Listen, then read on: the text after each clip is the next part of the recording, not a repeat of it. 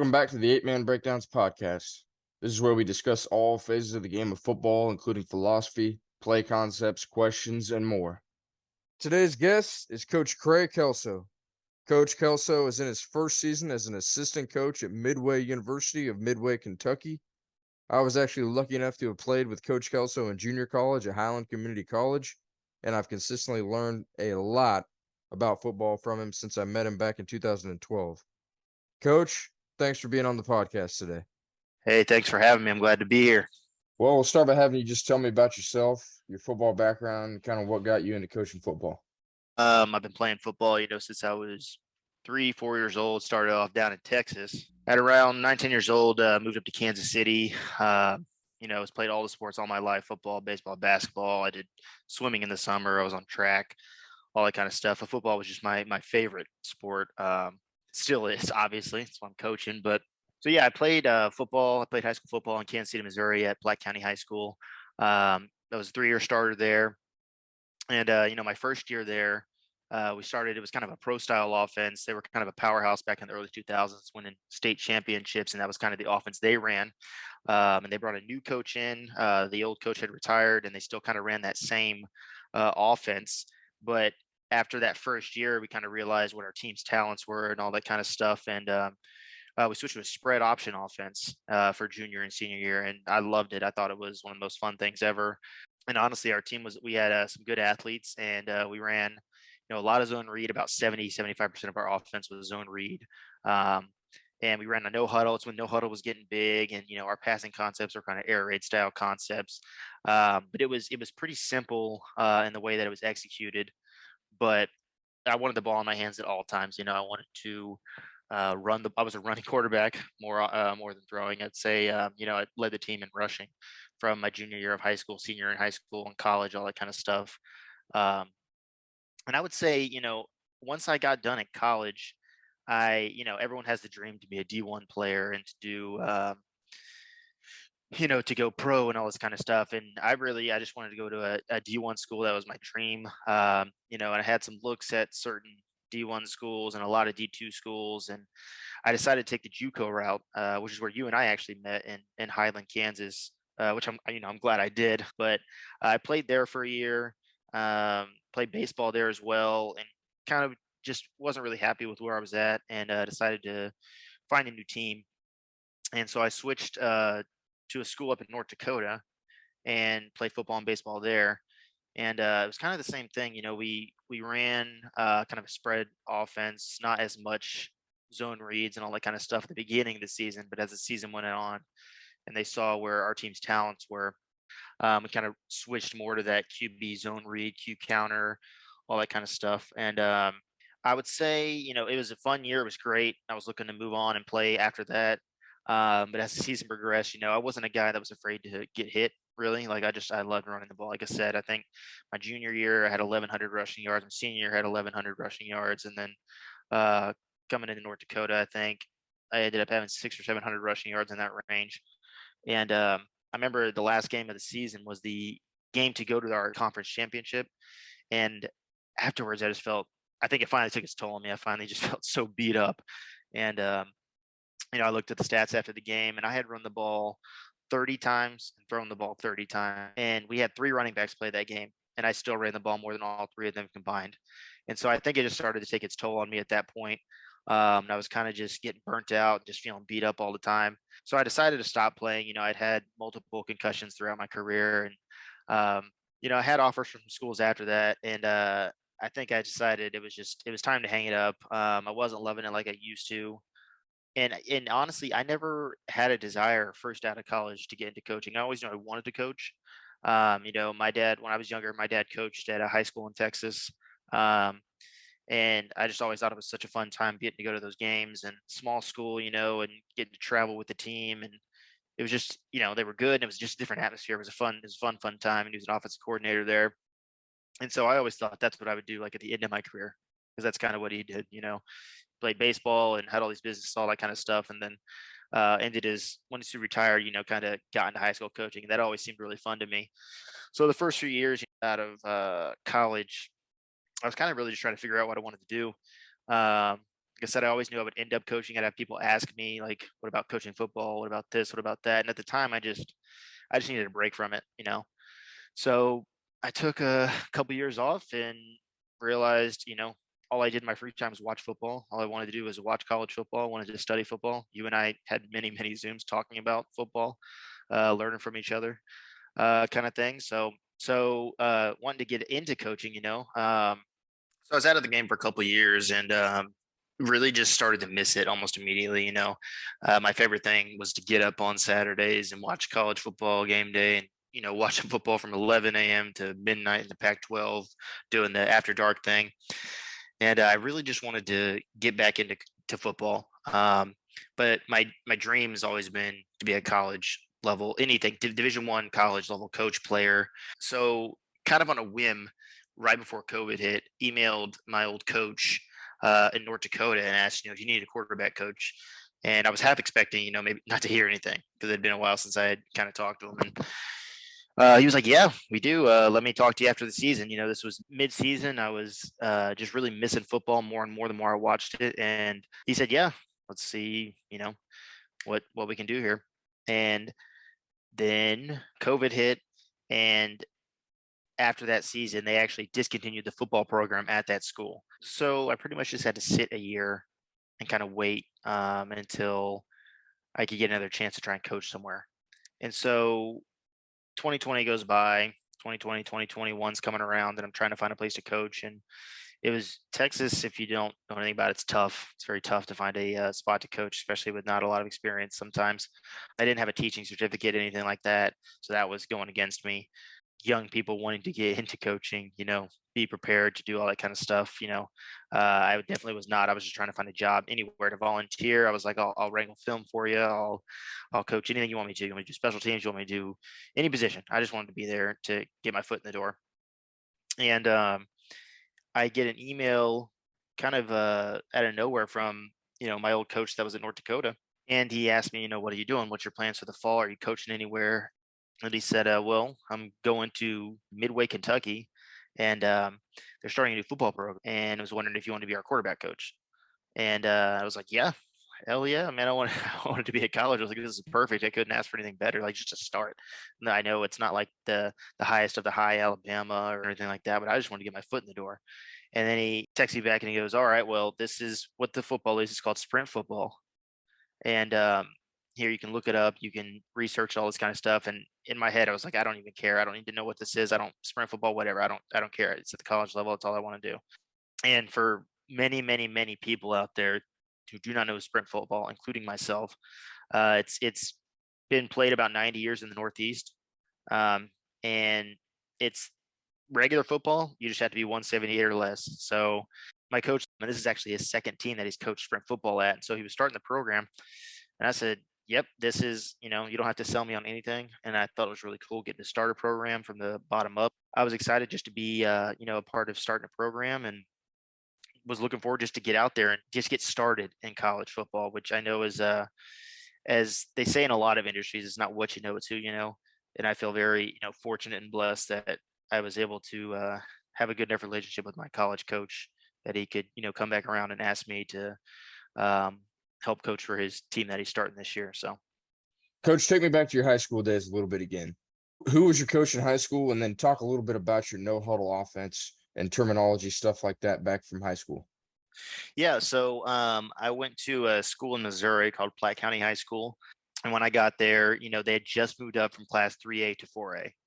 And for Missouri, I don't know what it is in other states, but Missouri, we had about 1,300 kids in our school, which bumped us up to 4A. And Platte County had been known for football for even when I lived in Texas, I heard about it because the coach that had been there before, his name was Chip Sherman, had like a 52 game win streak from like 2000, 2003 or 2002, something like that.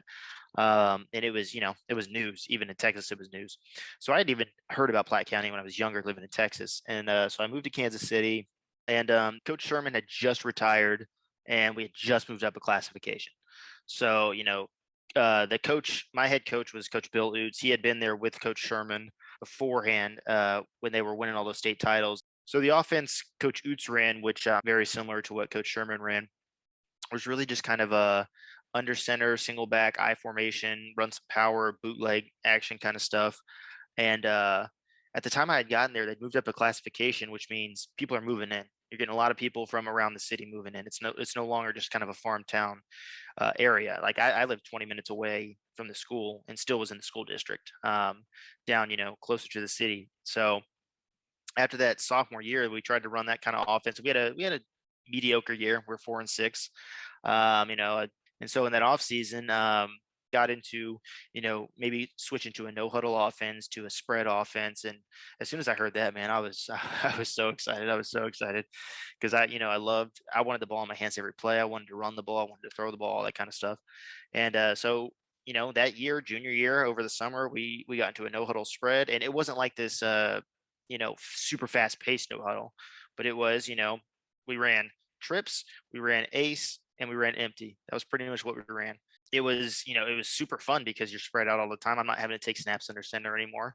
They're designing plays for me to run the ball, and we're passing the ball a lot. Like I would say, once the season got in, we probably passed 25 on average, 25 times a game, and I'd run it 12, 13 times a game. And I was like, man, this offense is amazing. I love it. Um, yeah, and so the coaches I think did a really good job taking the talent that we had and using it and shifting instead of you get a lot of coaches that want to stick with, especially in high school. This is what my system is. This is what we're going to run, and you're going to fit a square peg into a round hole, as they say. And so there was I give a lot of credit to them for taking the talent we had and putting it into something that was really good, because junior year we ended up 8-4 and upset a few teams, and we were district champions. And coming into senior year, we were, projected to go pretty far in the playoffs, and unfortunately fell pretty short of that. But yeah, it was a fun offense to be in, and I think it really kind of helped shape my thoughts on offense today. So Tell us a little more about that, like the no huddle specifically, like terminology. What kind of audible system? How many play concepts are you talking? I mean, because you go from a shift from 1 year in the middle of your high school career to adapting to a new offense or a new play style. Talk about how that worked for you. yeah, so it was pretty simple. Like the big thing now is being as simple as possible. And as a coach, you tend to, I think, to overthink how simple something can be. But in high school, our offense was very simple. We had zone, like I said, zone read was probably 70 to 75% of our run game. We had speed option, we had counter, we had power read, that kind of stuff. And then, passing wise, it was just as simple. We ran air raid esque type things. We didn't run a true mesh, but we ran, mesh type concepts, and your fade outs and your we didn't run white cross or anything like that, but your fade outs, your quick game, and four verts and all that kind of stuff. So being where I'm at now, it really did teach me. It is a lot about the players, and if they can make plays, why not run the same play 50 times in a row, kind of thing. And that's kind of how our offense was at times. In terms of, like, it was awesome at the time, because this was when Oregon was still real big with Chip Kelly there, and they were going real fast and spread option kind of stuff and getting signs from the sideline. I'd never had anything like that. It was always either wristband, tell it in the huddle, or run to the sideline, come back and tell it in the huddle, whatever. So now it's you get on the line and you got a couple coaches over there giving you signals. They give you the formation, and then they're giving you different, hand signals and very simple stuff. But then the quarterback receives it, and I thought it was so cool going up to the line and telling them what the play was. Like our zone play was they gave me the zone signal. It was a zoo animal, anything zoo animal. So the call was, I go to the line, and you have a color, right, for left and right. Most of the time it's orange, blue, green, yellow, something like that. Most people have that. And then you have your play call, which is the zoo animal, and then you do your cadence. And anything that had a 1 in it was on 1. Anything that had a 2 in it was on 2. So very easy. The play, I can still remember it to this day because we called it a million times, was blue monkey, and then I would say 841. So blue monkey 841, which would be zone left on 1. So the line would know, but the receivers are seeing it from the sideline. And that was so cool, like, especially at the time, because I'm sure it's been going around everywhere, but this is when it was, like, to me, from what I remember as a kid, was at its height, because I remember Oregon and all these schools going the up tempo, no huddle, and Baylor. And it was just a fun offense to be in, and it just felt, it felt cool and fun. And I don't think you realize that at the time that having a fun offense like that is, it's good for the kids. I had so much more fun my junior and senior year, not only because we were winning, but just the offense was more fun. I would say I 100% agree. I mean, I know I came from an offense that was probably the opposite of that. It was old school I formation counter, but mostly just heavy run, not much up tempo or spread or anything. It was old school stuff, and we were very successful, so it's not like it was a problem for our school to get kids out on the football program, but if it was funner, I mean, and kids are watching the same type of offense on Saturday, that's way funner. It's like, well, Oh yeah. you're getting to live those what the college kids are doing, you're doing that in high school, and that makes it way funner and more enjoyable, and you're going to get more kids out in future years too, just to attract kids to the program if you're Oh, for doing sure. if Yeah, you're it'll help. doing I mean, you yeah. were a running back though, so I'm sure you like the offense you had. I would hate to be a quarterback in an offense under Yeah. center, Yeah. passing that stuff off. But it was, Yeah, if yeah, you're a quarterback or a receiver in our offense, yeah, it wasn't yeah, fun. It might wasn't be a fun. You little, had one yeah, job to block and hand the ball off or whatever, right. so Probably heard no rock, no, or what is it? No block, no rock, or something like yeah, that no all block, day. no rock, yep. Yeah, But but except for no, even then, the receivers didn't get the rock, so yeah, exactly. Cause they, but no, anyway. yeah, it really that did make a difference. I mean, it was fun and it was interesting at the time too, because I remember we had a play that we put in that at the time I didn't really understand. Like, what is this? How does this work? Kind of play. I mean, they teach it to you, and it's new and all that, but it turned out to be an RPO, which, as everyone knows now, is like huge. It's kind of cool to know that when that was kind of taken off at the high school level in my area, at least, that we had a couple RPOs, and now it's like, oh man, back in 2012, and now it's like a huge college like phenomenon kind of thing. So it's pretty cool to see that kind of stuff, and it just makes it more fun. I mean, don't get me wrong, I love like watching Tennessee Titans and Wisconsin and Iowa. I love watching those kind of offenses, but unless I'm a running back or a Calvin Johnson receiver where they're going to force the ball in my hands 20 times a game, I do not want to be in that offense. Yeah, absolutely. No, I agree. I love watching those games too. Same thing with old school Georgia Tech. Well, back when they ran the triple option, but the Oh flex yeah, point I teams love like it. Navy, Army. I mean, those games are so fun to watch as a fan. They, But yeah. I agree. If you're not somebody that's going to have the ball in your hands in that offense, it would not be a lot of fun. But yeah, I agree, Well, yeah, 100%. and unless you can get, if you're a coach, you can get players to buy into that, then Yeah, great, which you do and it. But if you're trying to recruit some kids out of, some of our best athletes weren't football players, they're basketball players, track kids. I feel like it's a lot easier to kind of try and get a kid to come out and play when you're like, hey, we're going to pass it around. You're not going to have to block 24/7. Like, but I couldn't talk a kid like that in high school to say, hey, we're going to come out and run the ball 55 times a game and throw it 3 times, and let's come out and block for us, kind of thing.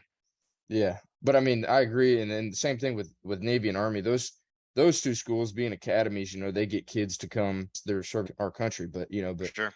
but anyways, let me move on a little bit to a different question here. Yeah. So I know you were talking about sprint football. Obviously, that's where you're at in coaching now, and I know you don't have a lot of experience with the 8-man game, but I know you've learned a lot more. In recent years, like you said, zooming me probably twice a week at times in the off season. But now recruiting potential 8-man guys and having smaller size guys in your program, which is the whole sprint football idea. But how would you describe 8-man football or the game to other 11-man coaches who might not know much about it? What would you say? Yeah. Okay. So honestly, when I was in high school and you're going to camps and all this kind of stuff, um, I'd say I can remember one specific time that I was at a camp and a kid was an 8-man kid. And when I heard that, I was like, what the hell is eight? I don't even know what that is. I don't understand. And, you know, no one, if you're not in that world, sometimes you don't know it. And getting out, I mean, meeting you at, in Kansas and learning that you were an 8-man kid, I was still kind of like baffled. It's like, how do they play 8-man football? Like I don't get it. I don't understand it. And as time got on, obviously I've seen your highlights. I've seen your team play. Your old coach, obviously you're winning state titles, and you were able to go play college football. And as we became, really good friends, and we started to Zoom all the time, even after college, talking about football and all that kind of stuff. It's not that much different. Like we would talk about plays, and she's like, "How do we tweak it for 8-man?" Or you'd say, "Here's an 8-man play," and I even there's times you would tell me there's an 8-man play, and I'm like, "Holy moly, that's a cool play." That how do I tweak that for 11-man?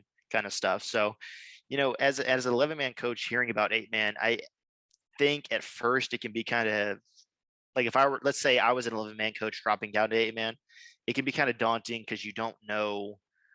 If you were to watch an 11-man game, you can say that's 3-4, that's a 4-2-5, that's a 4-3, anything like that. When you go to 8-man and you see 3-2 or 2-3, it's like, is how exactly does that, like, who does what kind of thing? Like, it's very similar, but it's also something that's foreign to me. And so I thought it was really fun learning from you the 8-man game, because like I said, I'd be like, well, how does this work in 8-man? How would this work? How would this work? And you would show me how it would work. And it's like, okay, that's really not that different. There's just tweak here and there that might change the play a little bit, but the grand scheme of the play is not really any different. So, I mean, I'd like to tie it back into sprint football kind of, because, when people talk about sprint, sometimes they're like, oh, well, I want to play real football, or I want to play real football at an NAIA D2. And our school, I should preface this, our school is an NAIA school, but sprint football is just its own sport, but we're still an NAIA school. But when I hear people say that, it's like, oh, it's, what's sprint? What is that? And it's football. It's regular football. It's like, what is 8-man? 8-man is football. It's the same rules. It's the same everything. What is Canadian football? It's football. There's 12 players in Canadian. There's 8-man. There's 6-man. There's 9-man, and there's sprint football. There's no difference in the way the game is played. There's just different, in my mind, different kind of strategies for certain things. Like I said, 8-man, you have to kind of adjust things to the size of the field and the width of the field and how many players you have. And sprint football is 11-man football. That there's no difference. It's just a weight limit. So, and that weight limit being 178, we get kids that are all state kids. We get kids that are all region. We get kids that are all district. We got 8-man kids. We got a lot of 8-man kids. And learning from you, especially, the kind of player you were and the guys that you played with, and the people tell me about that were 8-man kids. If you're a good player, it don't matter. It's football. You don't have to be, if 8-man was not football, or if Canadian football wasn't football, then nothing would transfer. Like if you got kids going pro and D2, D1, all that kind of stuff. And so it's the same thing to me with sprint football. It's football. If it was a different sport, just because there's a weight limit, there wouldn't be the same. You wouldn't know how to play it getting here. So it's been a fun time recruiting, and honestly, from what you've taught me about 8-man and seeing the talent that actually comes out of there, we have a good amount of 8-man kids. And Yeah, I agree, Coach. There's so much talent at all levels, and a lot of times coaches overlook 8-man, or they think, oh, it's 8-man football. That's not football, I mean, and I've definitely heard that stereotypical idea for a long time, and that was kind of why I wanted to even make this YouTube channel, was because show people how easily 11-man, like you've been saying, translates into 8-man, and back and forth. yeah, For offense and defense. And even though, like you said, there's 3 less guys, but it's still football. You gotta, like I was talking with Coach Glatzik not long ago, he said, no matter what, you still got to block, you still got to tackle. It's football. yep, No matter what, no matter who's out exactly. there, how many guys are out there, whatever the rules are, it's football. And I know sprint football is kind of like the wrestling version of, of football, where you have to control your weight. That's a And good way that's to put it. and that's a good thing. I mean, and like I said, it translates to 8-man a lot, because at the 8-man level, you'll have a lot of linemen who are 150 pounds, Yeah, because the school is so small, the enrollment and the size of the school, or even 6-man, that's the biggest guy you might have, or the best right. guy you might have on your line might be under 200 pounds. And so, and that's a good recruiting avenue, I guess, or place to look, is for 8-man guys to potentially find some guys. And speaking of 8-man guys, like, I've talked about him a lot, but having Cody Hyman on my team had Right. a chance to Yeah. play in the NFL, and then another Kansas kid in the recent past, Isaiah Loudermilk, who plays on the D line Yep. I remember for him the for sure. Steelers. Yep, Yep. and there's several others, like I showed you. I mean, Leighton Vander Esch, of course, for the Cowboys, and Yep. Tariq Cohen for the Bears, who's had a lot of injuries lately. But anyways, I mean, there's tons you can think of, that professional athletes that came once from 8-man football. So Yeah, and well, the thing with that goes along with that, like you said, you'll have the kids who, like you said, maybe at every level, and the 8-man is one of them, where you have a kid that's 150, 160 pounds, 170-pound lineman, who's your best kid, but he's still a great player. He might only be 5'8", 180, and not to be a downer on anything, but it's going to be hard at 5'8", 180, going to some of these big schools, and they're going to tell you to beef up to 230. So sprint football is just a perfect place to, like I said, we have these kids that have tons of talent that just might not have the size that they need. And, a lot of times that's not up to them. So you get a guy who can block his butt off and is just a great football player, but it's not getting any looks because you got, these coaches that think anyone that's under a certain weight is, not able to play it at that level. And, sometimes that's true and sometimes it's not. But I just think that sprint football is a great avenue for those kind of players for any position. Like, let's say you get a wide receiver who's 5'9", 145 pounds, you know, or and we don't leave them at that weight. We want them to get up to 170, 175. We want to try to get them into that weight range of sprint football, but it's just I think it's a great avenue for kids, like you said, that might not have a chance at a different level or division just because someone might look down on their size. So, Coach, what are your future coaching goals? I know you said you've always wanted to get into coaching into college, and I know at one point, me and you even talked about potentially coaching together if Yeah, possible. But right. what would you say is your future coaching goals? I guess. My ultimate goal, honestly, is I would just love to coach at a Division I college. My favorite thing to watch ever is college football, and I love watching those 3:30 CBS games and hear the music, and it's just like, oh man, this just seems like such a good time when you see Auburn, Alabama playing. Um, so yeah, I mean that's my ultimate goal. To be an offensive coordinator there would be awesome. But I've learned in life and in a lot of things, just enjoy the journey of it. That is my ultimate goal, but I'm going to enjoy the process of trying to get there. Yeah, I was just talking to another coach recently, and we were talking about that exact same thing where kids, most players, especially high school players, they look past the journey. They look towards the end result, or like they want to go this far, but they don't look at how much effort and time, you got to put in to actually try to get there, reach those goals. Right. So And I mean that happens. I think it happened with me as a high school kid. I don't think you realize it sometimes. I mean, to me, that's a big piece of advice I would say for kids, especially nowadays. And it's hitting adults now too. This whole instant gratification thing. But when I look back on things that happened, it's like, well, that was when you see where you started to where you ended up. It's like that's just it's a fun thing to go back and reminisce on. And I'd say just enjoy it, man. Anything you do, if it's not football, you just got to enjoy how it goes and not try to rush to the end destination. Coach, we'll kind of wind things down here with the last question. What would you say is your biggest tips or advice, kind of building off of the back of what you just said there, but to future coaches? So what would be some biggest tips or advice you could give to aspiring football coaches? Well, depending on what level you want to be on, I would say this: if you want to be at the college level, this is what I want to do, or even higher. You can be higher. I mean, I think this goes for both. I think you got to be willing to do things for free sometimes. That I mean doesn't sound the best, but in my mind, it goes. If I'm willing to, like, I would have came to this college and coached free just to get a chance to do it. I'm not saying devalue yourself and just do things for free, but if it's your dream to get to a college level, you got to be willing to put in the work, and sometimes the pay is not always worth it. You get a lot of people in jobs that are like, I'm not doing this unless I get paid for it. And in my opinion, that's just means you don't really love the job. And that's just an opinion. But I would say that I would say, no matter what position you coach or what you played, like let's say you're a defensive lineman or a DB or whatever, you need to learn as much football as you can at every position, everything.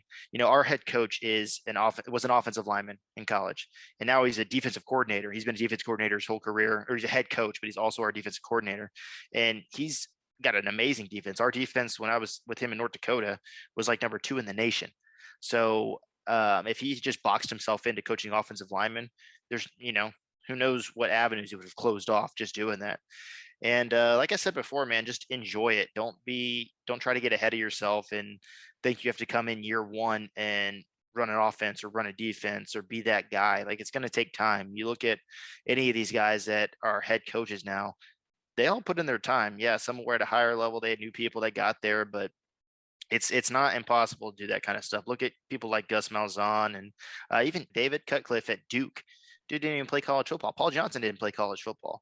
They just were knowledgeable. They worked hard and they studied the game of football and worked their way up. And I just think it's you just gotta just take your time and learn as much as you can going forward. And network. That's another number one thing I'll say. You need to network and you need to know people. It's in every business. It's not what you know, it's who you know. It's a sad truth, but it is kind of how it goes. And another thing I would add on to yours is saying, don't be afraid to get out of your comfort zone. Try Yeah. new things, Oh, for sure. and definitely like you said, networking. I mean, looking back at it in college, when you left Highland, if I could redo that, I would have just gave it up after that first year, and I would have committed to it and tried to be a GA assistant, Yeah. and So yeah, just make yep. connections with the coaches there, and then and I still make connections, and still have lifelong friends. Obviously, met you there, and Right, right. but But I know I get that with the whole coaching thing. And like you said, getting out of your comfort zone. I mentioned at the beginning that I was almost nervous to email my coach now, the one I played for, is the head coach here, because you know he was a defensive guy, I was an offensive guy. He was the guy who recruited me, but we weren't crazy in touch after those years, and I almost didn't do it because I was nervous to do it. And then look what happened. It led me to this. So um, you gotta be willing to put yourself out there, and like you said, get out of your comfort zone and take risk and do things. So I think that's one of the number one things. Coach, thanks again for your time and for coming on the podcast today. I really appreciate it. Yeah, love being here. Again, that's Coach Krae Kelso in his first season as an assistant coach at Midway University of Midway, Kentucky. I'm really excited to hear how this season goes for him and to have another avenue for 8-man guys through sprint football, something most people don't know about.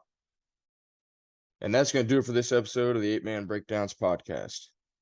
Remember, videos come out every Tuesday night, so be sure to tune in.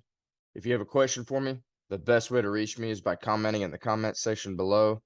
If you've learned anything or enjoyed any of these videos, please click subscribe and check out some of my other videos right here on the screen. And like always, thanks for tuning in, guys.